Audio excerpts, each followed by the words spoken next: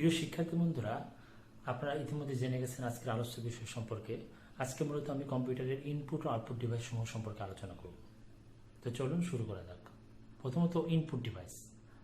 যে সকল ডিভাইসের মাধ্যমে কম্পিউটারে তথ্য প্রদান করা হয় সেগুলোকে ইনপুট ডিভাইস বলা হয়, যেমন কিবোর্ড, মাউস, স্ক্যানার ইত্যাদি।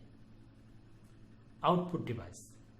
যে সকল ডিভাইসের মাধ্যমে প্রক্রিয়াকরণের পর ফলাফল প্রদর্শিত হয় বা যে সকল ডিভাইসের মাধ্যমে প্রক্রিয়াকরণের পর ফলাফল সংগ্রহ করা হয় সেগুলোকে আউটপুট ডিভাইস বলে, যেমন মনিটর, প্লটার, প্রিন্টার ইত্যাদি।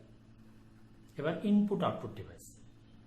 যে সকল ডিভাইসকে ইনপুট ও আউটপুট উভয় পর্যায়ভুক্ত করা যায়, অর্থাৎ যে সকল ডিভাইস ইনপুট ও আউটপুট উভয় হিসেবে কাজ করে সেগুলোকে ইনপুট আউটপুট ডিভাইস বলা হয়, যেমন modem, touch screen, tape recorder ইত্যাদি।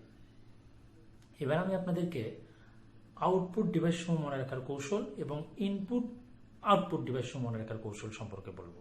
যদি আপনারা এই দুইটা কৌশল জেনে রাখেন তাহলে ইজিলি আপনারা ইনপুট ডিভাইসগুলোকেও আলাদা করতে পারবেন।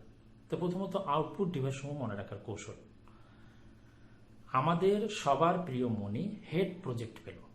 আমাদেরতে হচ্ছে আপনার আউটপুট ডিভাইস, সবারতে হচ্ছে স্পিকার, প্রিয়তে হচ্ছে প্রিন্টার, মনিতে হচ্ছে মনিটর, হেডতে হচ্ছে আপনার হেডফোন, প্রজেক্টে হচ্ছে প্রজেক্টর, পেলোতে হচ্ছে প্লটার।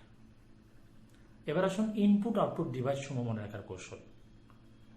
পিএস ম্যাডামকে টাচ করলে ভীষণ লাগে।